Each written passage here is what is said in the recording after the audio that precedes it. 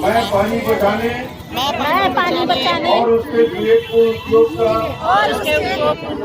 शपथ लेता हूँ। मैं यह भी शपथ लेता हूँ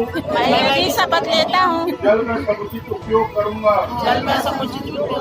पानी की हर बूंद का संचय करूँगा और सेंट्रल फाउंडेशन के जल संरक्षण अभियान को बढ़ावा देने